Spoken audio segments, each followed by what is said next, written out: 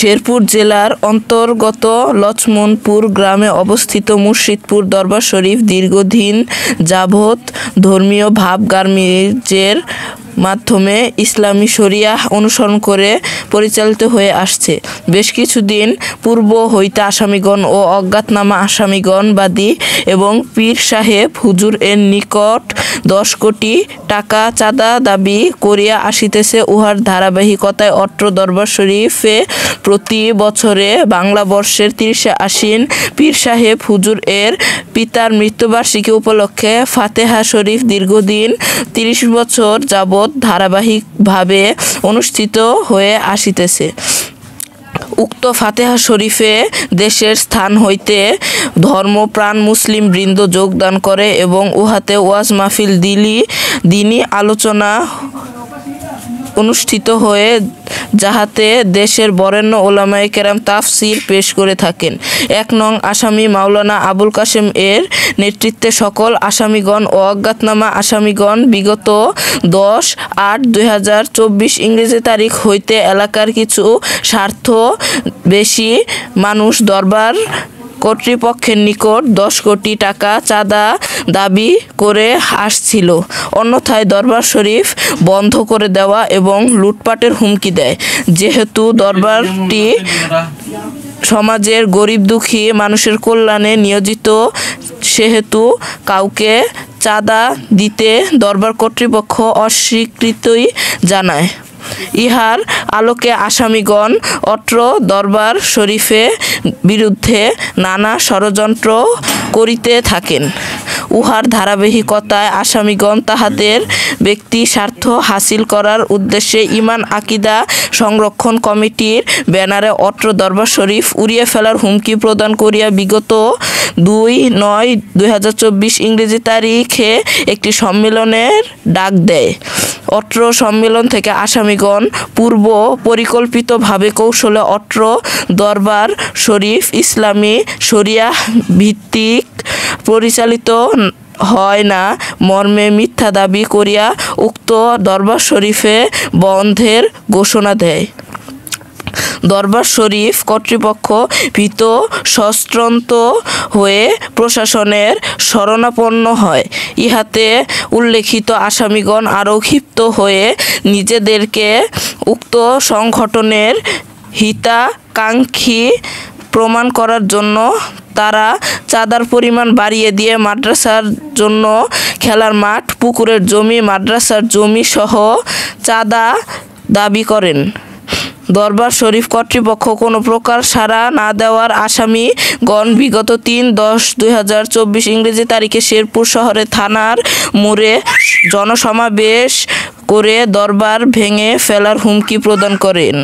যেহেতু পূর্ব নির্ধারিত প্রতি বৎসরের ন্যায় ফাতেহা শরীফ উদযাপিত অনুষ্ঠান 15/10/2024 ইংরেজি তারিখ অনুষ্ঠিত হওয়ার কথা ছিল, সেখানে দরবার কর্তৃপক্ষ ভীত সন্ত্রস্ত হয়ে বিগত 6/10/2024 ইংরেজি তারিখ জেলা প্রশাসক শেরপুর মহোদয় বরাবর আবেদন করেন।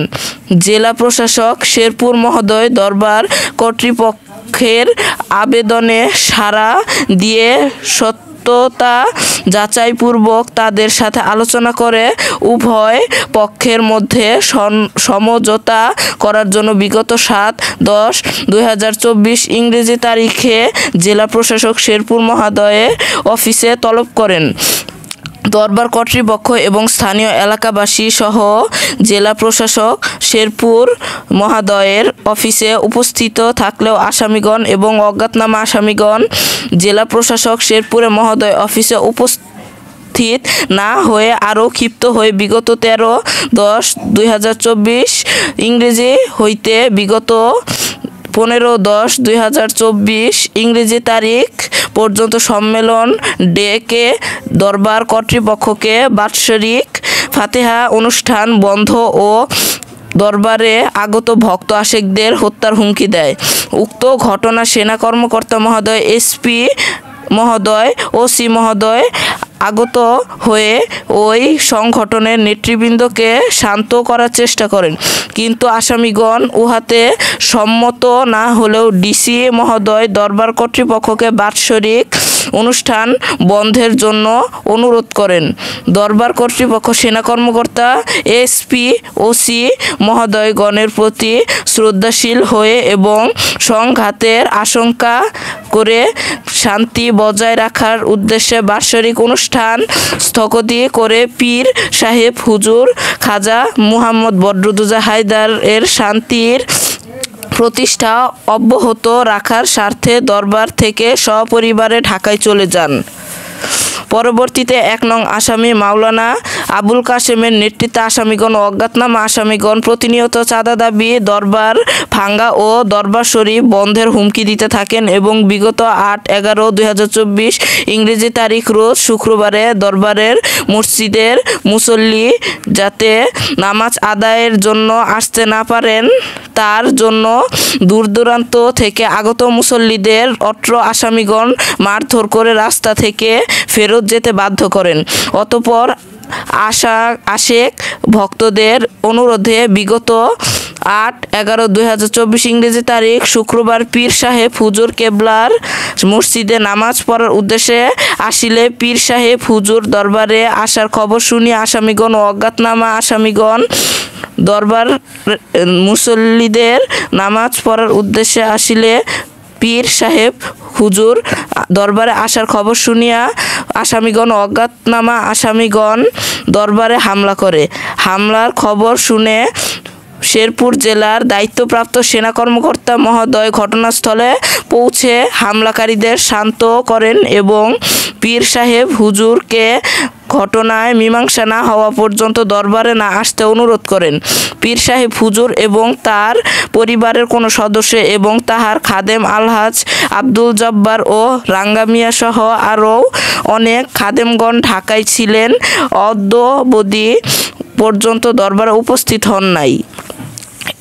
এমতাবস্থায় পীর সাহেব হুজুর বিগত ২৬/১১/২০২৪ ইংরেজি তারিখ দেশের বাহিরে যাওয়ার উদ্দেশ্যে টিকিট ক্রয় করেন এবং ঢাকায় অবস্থান করেন। বিগত ২৬/১১/২০২৪ ইংরেজি তারিখ অনুমান ভোর ৪ ঘটিকার সময় ১ থেকে ৭ নং আসামি মাওলানা আবুল কাশেমের নেতৃত্বে ৩০০-৪০০ জন লোক দরবারে অতর্কিত হামলা করে। অত্র ঘটনাকে কেন্দ্র করে মুহাম্মদ মাহমুদান মাসুদ দরবার শরীফের পক্ষে শেরপুর সদর থানায় একটি মামলা দায়ের করেন, যাহার নং ৪৬ তারিখ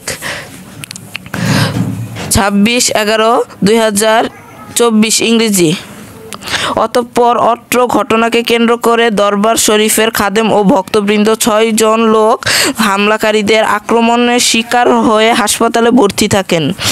অতঃপর তিনি ২৮/১১/২০২৪ ইংরেজি তারিখ সময় অনুমান দুপুর ১২ ঘটিকার সময় ১ নং আসামি মাওলানা আবুল কাশেমের নেতৃত্বে ২ থেকে ৪৫ নং আসামি ও অজ্ঞাতনামা ১০০০ বা ১২০০ আসামি দেশীয় অস্ত্রশস্ত্রে সজ্জিত হইয়া লুটতরাজ এবং চুরি করিবার উদ্দেশ্যে বেআইনি জনতা দলের দলবদ্ধ হয়ে অবৈধ অনধিকার প্রবেশপূর্বক পূর্ব শত্রুতা হাসিল করিবার নিমিত্তে ও ভীতিকর পরিবেশ সৃষ্টি করিয়া অন্যায়ভাবে দরবার শরীফে হামলা চালিয়ে দরবারের সকল মালামাল লুটপাট করে নিয়ে আগুন লাগিয়ে দেন। আসামিগণের এরূপ হিংস্র এবং অমানবিক আচরণে দারুণ আসামিগণ দরবার শরীফে অভ্যন্তরে উপস্থিত পবিত্র মসজিদেও অনুরূপ ভাঙচুর ও লুটতরাজ করিয়া মসজিদের ভিতর আগুন দিয়ে পবিত্র কুরআন শরীফ ও হাদিসের সকল কিতাব পুড়িয়ে দেন, যাহা ইতোমধ্যে প্রিন্ট ও ইলেকট্রিক মিডিয়া এবং সামাজিক যোগাযোগ মাধ্যমে ব্যাপকভাবে প্রচারিত হয়। ইহাতে দেশব্যাপী নিন্দার ঝড় উঠে। ১ থেকে ৪৫ গণ আসামিগণ ও অজ্ঞাতনামা আসামিগণ দরবার শরীফে হামলা চালিয়ে দরবারের সকল মালামাল লুট করে নিয়ে আগুন লাগিয়ে দেন। আসামিগণের এরূপ হিংস্র অমানবিক আচরণে দারুণ আসামিগণ দরবার শরীফে অভ্যন্তরে উপস্থিত পবিত্র কিতাব আসামিগণ ব্যাপক ভাঙচুর ও লুটপাট করে প্রায় 16,40,50,000 টাকার জিনিসপত্র চুরি করিয়া নিয়ে যান। ইহা ছাড়াও আসামিগণ দরবার শরীফের চতুর্দিকে সীমানা মাটির সঙ্গে ঘুরিয়ে দিয়ে দরবার শরীফে অভ্যন্তরে থাকা পবিত্র মসজিদ সহ সকল বাসস্থানে অগ্নিসংযোগ করিয়া ব্যাপক ক্ষতি সাধন করে।